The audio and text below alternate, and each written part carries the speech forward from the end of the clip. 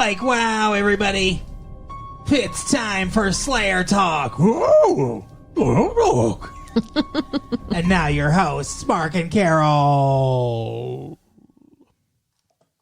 Well, hello, everybody. Welcome back. I got the thumbs up. Welcome back to Slayer Talk. My name is Mark. With me, as always, is my girlfriend, Carol. How are you doing today, Carol? Hey, what's up? Not much. It's been a good week here at the talk of Slayerness. It is... It's, what the fuck is it? It's I don't know. January something. January 27th, 1998. Wow, we're almost through the first month of the year. Yeah. Crazy. It is crazy. You know what else is crazy? This episode was called Phases. Because they're talking about the moon. Want to know why they're talking about the moon? I was right. Yeah, we're never going to hear the end of it. I was right. He's very excited. From the first glance I knew I still Seth don't know Green was a werewolf. It's so weird to me, like how you knew that doesn't make any fucking sense because Do you know, he didn't know. That's why it doesn't make any fucking sense. do you know the only way that it makes sense, Carol? This is the only way that it makes sense. Joss Whedon listens to the show. Hello, Mr. Whedon.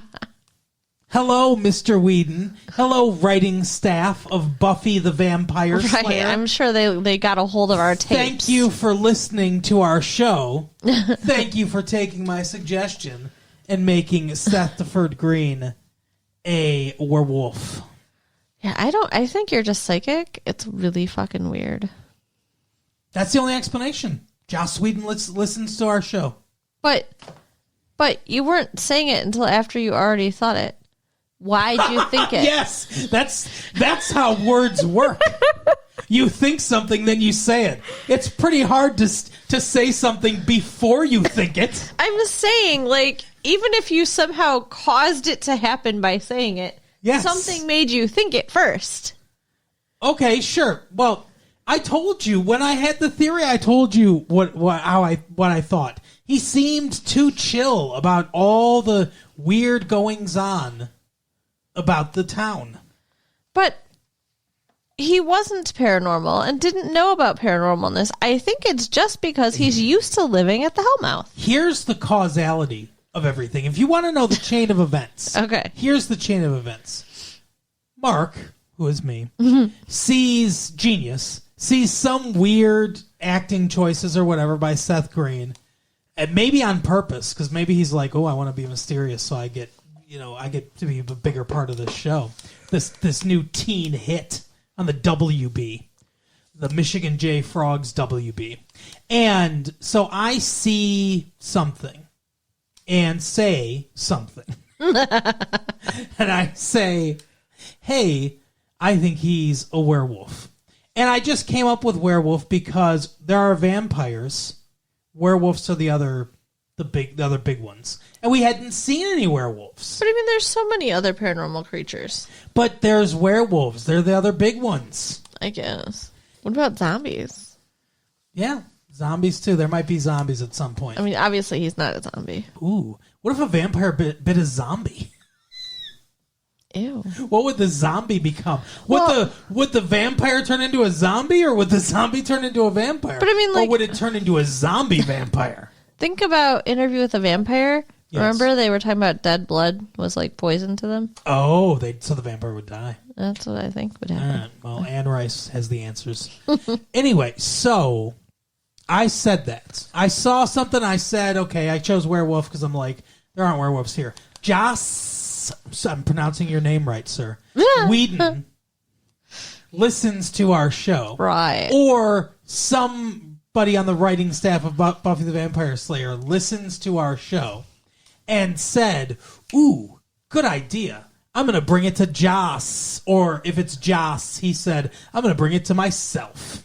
Sure. And he was like, yes. He wrote a heart on a piece of paper, and it said, Mark in the middle of it, retro late fee Slayer talk.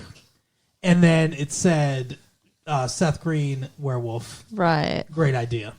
And a light bulb. I love that being right isn't enough. You have to be the cause of it too. Like you have to be like the influence behind it all. What other explanation is there? That I'm just that good at predicting shows and movies? Yeah. Yeah, you are. How many times do we sit there and you're just like, oh, this is going to happen, and then it happens? You know what it is? It's because I mean, not to brag, everyone. That's not what this episode's about. This episode isn't about me bragging for the entire half hour or hour. Sure, it's not. However long we talk for. It's because I'm a writer. So I write often, and I have that type of brain. I think about things like that. When I'm watching something, I think about if I was writing this, what would I do? Where would I go with this? That makes sense. So that's how I come up with stuff. Sometimes I come up with things and I'm wrong, too. Sometimes I make predictions about TV or movies, and I'm like, oh, I would do this. And then it's like, oh, we didn't do that. We did something dumber. It's never better. No one ever has a better idea than me. Of course. Never, ever. Come on now. What kind of world would that be? I told Quentin Tarantino, hey, maybe why don't you break things up in this Pulp Fiction movie? Don't show it all in chronological order. Right. Why don't you show it out of sequence? Makes it more exciting that way. Sure. And he was like, ooh, good idea. So Conversations that never happened for $100, Alex. So maybe, since we've already given a huge spoiler of the episode. Oh, sorry, everybody. But I was right. Yes, you were. You're welcome for the idea, Joss. I'll take that check now. Right, I wish. Maybe we should actually talk about, like, what happens in the episode. Oh, I'm done with everything I needed to say. Oh, okay. That was it. You're good, huh? Yep, you can go. You're done. You're going to light up a cigarette now. Huh? Carol will take the rest of the episode over. It was nice talking to you guys. See you next week. You know how you were saying that Dawson's Creek's a horny show? Yes, it is. I think Buffy is a horny show, too. Sometimes. I think the WB is a horny network. Yes. Well, are they trying to be like Fox? But they're trying to be teen horny. I guess. But, like, the episode starts out with Cordelia and Xander just, like, making out in a car. Yeah, they're at fucking Lover's Leap or whatever they call it in the Hellmouth. And all of a sudden, you know, like, a werewolf's hand goes through the roof of her car. Yeah. Well, yeah, he was trying to get into her Hellmouth. But yeah, well, Xander, first of all, Xander's talking about Yeah, Willow. This was ridiculous. I don't think this is an accurate portrayal of a 16-year-old boy. He was like, Willow. No, he's all like upset that Willow is with Oz, and he's like, why is she with him? He looks like a dog. He looks like a werewolf. Thanks, Mark. He says. He looks at the camera and winks. Right. But he does. He's like all pissed off about Oz. What do we know about him? He's in a band.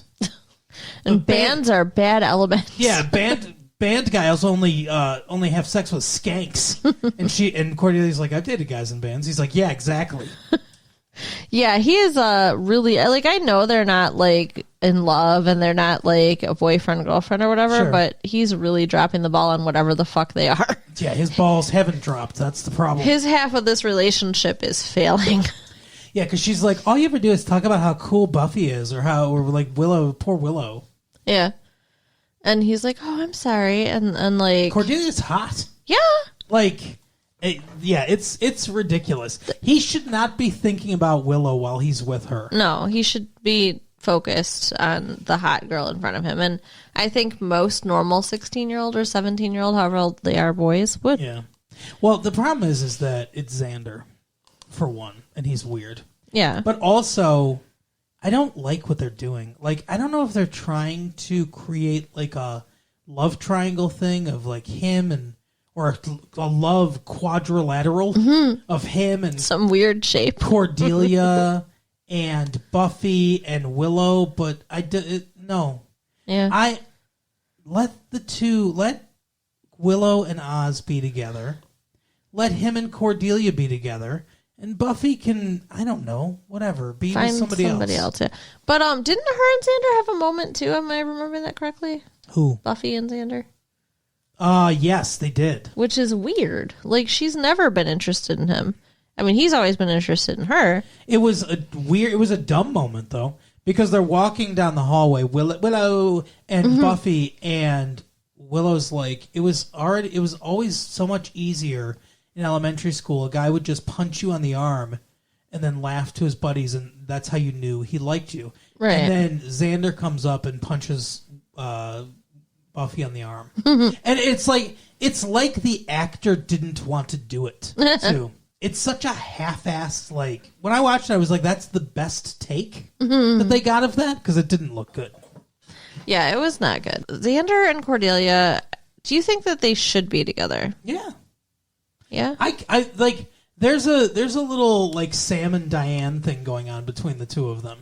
I know I bring that up a lot, but that is my template for good TV relationships. You do love Cheers, don't you? Yeah. But...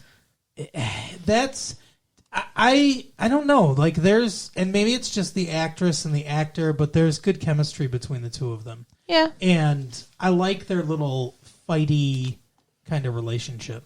Well, yeah. I mean, if they're actually going to do anything with the relationship, then for sure he needs to stop it. Yeah.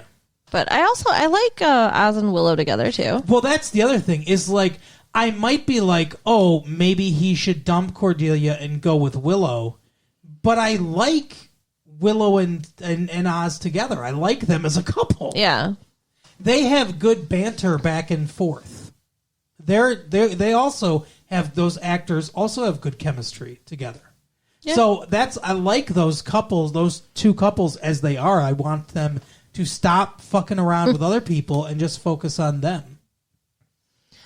So, like we said, though, it starts out with the werewolf going through the roof of the car. Right. And then they, like, get it off by, like, slamming on the brakes and all that.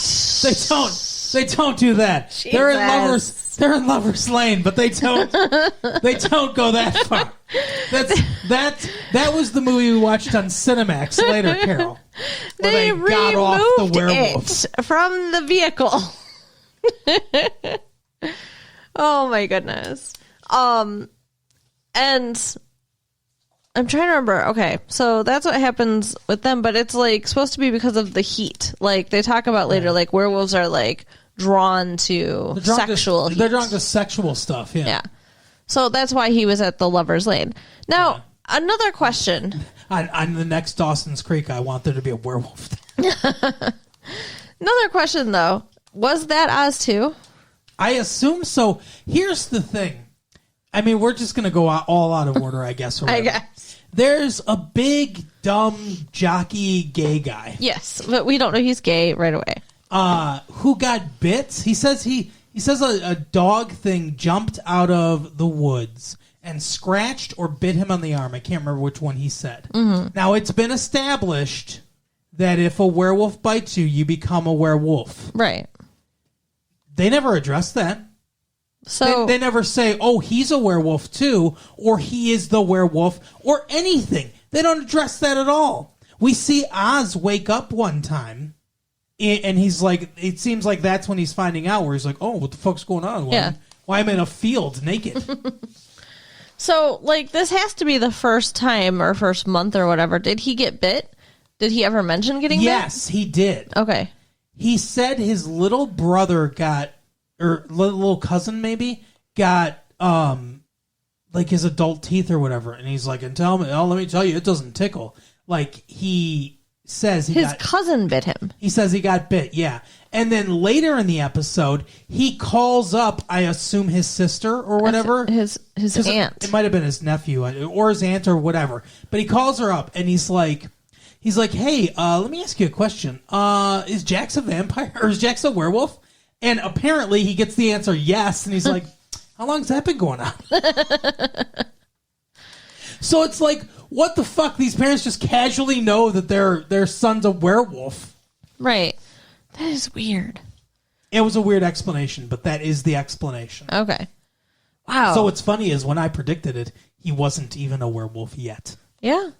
What's weird to me is why a regular human person, when they're a normal human person, would just bite somebody when... Because they're a little kid. He's a little kid werewolf? Little kids bite, yeah. He's a little kid werewolf. Yes! That's weird. I've never heard of or seen anything like that. Me either. Like, I've never gone down to the park and seen a little kid werewolf either. Well, I mean, no. Seriously, think about... I mean, the adult werewolf, sure. They keep them at the zoo. But I've never seen a little kid one. What are you talking about? I'm talking about in werewolf lore and movies and books. So they made it up. Yeah, I mean, I've never seen a little kid vampire either before the fucking Anne Rice movie we watched. Yeah. Interview with a Vampire. Then there was one. Whatever. So it's like they just made it up. It's all made up. They can make up whatever they want. And they changed the rules here, too, because... I really thought when you said "and," just the tone that you said it in, I really thought you were going to go, "And I..." Oh, goodness. Oh, shit. Now I lost my train of thought. They changed the... Oh, how the phasing of the moon affects the werewolves. They did change. They did update that, yeah. Because apparently it's not just on the full moon. It's the day before and after. Yeah, the day It's a 3-day event. It's a 3-day weekend. It's a werewolf 3-day weekend. And so, okay. What's his face? Fucking Oz. Figures out that he's a werewolf. Oz the Great and Powerful. And then Willow comes to talk to him. That's right. When he's like about to chain himself up. But that's after he made the phone call. He finds out he's a fucking werewolf.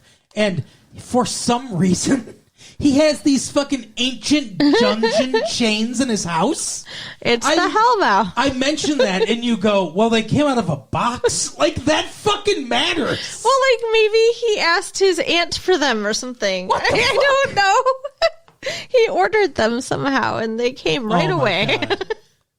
Some kind of magic delivery that happens overnight. Jesus Christ. But yes, if he for some reason has these dungeon chains in his house, he's about to chain himself up, and then Willow comes and talks to him, and then he changes into a werewolf. Before he's chained up. Yeah. Now, the reason she is there is because she is frustrated. Oh, sexually because frustrated. Everybody is sexually frustrated in this episode. And, they've been spending time together. Mm-hmm. All the girls are, and none of the guys are giving out. Putting out. Right. Fuck. You keep doing that. Talking? No, derailing my brain. ADHD brain, okay? Oh, yeah. That's really hard to derail your brain. Okay. She comes because she's sexual. Well, she doesn't come, and she's sexually frustrated. She wants to kiss him. He hasn't kissed her. He hasn't made any moves. So he said, I want to wait till you're ready. Why isn't he making moves? I assumed it was because he knew he was a werewolf, but then he didn't know he was a werewolf? He didn't, but... So I don't know. It was because he thought she's in love with Xander. He mentioned that the last episode. Like, he's like, I'll wait until you're wanting to kiss me and not just make him jealous. So I think he's just shy. Maybe. I mean, he's a little dude. He's like, a little... They both are. Seeing they him, would have the tiniest children. Right? They'd have little Lego children. A little child you can put in your pocket. Yeah, Honey, I Shrunk the Kids world. Right.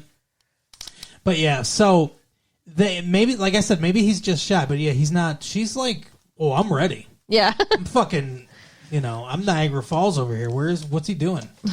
She is jonesing. I think she wants to go all the way. Yeah, I do too. It's crazy. Well, they're all... Buffy broke the dam for all the girls on the show, so now they all want to go all the way. Right. They all want to be Buffy. I don't blame them. She's pretty cool. She fucked a guy into a demon. Right. Now they all want to be like her. So, in the beginning of the episode, when they first know there's a werewolf, but they don't really know much else, a girl gets attacked by an animal, they say. And well, we know who it is. Yeah, it's not an animal, though. It was Angel. It's Angle. Angel kills this high school student. Yeah. And what a jerk. Buffy goes to the... He has an encounter with the werewolf, though. Remind me. He bit the girl. She's lying on the ground. Oz werewolf, smells the blood, comes up, and then they look at each other, and they both growl at each other, essentially. Yeah. And then Angle, recedes into the darkness. Like he's scared of the werewolf? Yeah, I guess. Leaves the body there. But he didn't do anything with the body. No. Because the only bite marks on her that Buffy discovers are vampire bites. Yeah, exactly. And then she's just casually talking to... Xander. Thank you. And then the girl jumps up out of the coffin. She's a vampire. Yeah. Like, how were you not prepared for that? How were you not expecting that to happen? It's not your first day on the job, Buffy. Come on. Right. Now, does everybody who gets bit turn into a vampire? I don't know. I don't know how that works either. Because... I don't think so. It seems like it would have to be intentional, but I mean, I guess it was very intentional because he sent a message. Yeah. She said she had a message from Angel. What was his? Are you happy with your long distance coverage? That was the message. Right. No, it was Angel sends his love. That was it. Ugh. And then Buffy toasts her. No, Xander does. She almost gets Buffy, and Xander does from behind. Xander gets her from behind. Again, though, not the Cinemax that we watched. Good for Xander. I guess. Because he got to kill something? Because he got her from behind. Yeah. Well, Buffy must have just been stunned then. Yes. That she was stunned by the message. That yes. sucks. Wow. It's... Are you like a tape recorder? You just sit there and you take the episode in, and then when we talk about it, it's like your brain finally turns on and you start discovering things about the show as we're talking about it. Shut up. The fuck is going on? I need to process. Okay. Well, I'll give you a minute. No, okay. I'm trying to think about what we haven't talked about since we've been all over this episode like a ping pong ball. Kane. What? We haven't talked about Kane. Access that part of your memory. Then you can process who Kane is. Is that the football player? No, that's not the football player. I don't know. Oh my god, her equipment's falling all over the place. What a mess you are. So, they go to hunt him on the day of the full moon. They have 3 days. They missed the first one. I remember now. God damn it. They want to bring him back alive because they're like, he's a person, right? And then there's this fucking dude that came out of an 80s movie that's like, my name's Kane and I've got a gun. And traps like you would catch a Wookiee in if this was Star Wars. Some kind of fucking net. And he's like, see this necklace that I've got? I take a tooth from every fucking werewolf I kill. I'm here to kill this guy. Yeah, he's just wandering around with like werewolf teeth around his neck. And he's weirdly misogynistic. He's just like, Buffy, you're a fucking loser or whatever. You're a girl. You can't get a vampire. Yeah, girls can't catch werewolves. You want to be my secretary? Oh, jeez. Yeah, he's an asshole and he's annoying, but he doesn't really serve that much purpose. No, I don't know. Maybe he'll come back. I don't know. But he was in like 2 or 3 scenes where he's an asshole to Buffy. And then eventually Buffy breaks his gun. And he's like, oh my God, what's going on? And then he leaves. Yeah. But I guess he's supposed to be somewhat of a threat. I don't know. To who? Oz, That he would kill Oz, yeah. I mean, that was the whole thing. Is like, she's like, we got to catch Oz before this guy. But right. So, like, what are they going to do? Like, Oz says that he just needs to lock himself up every full moon, basically. Well, the 3 days, yes. Yeah.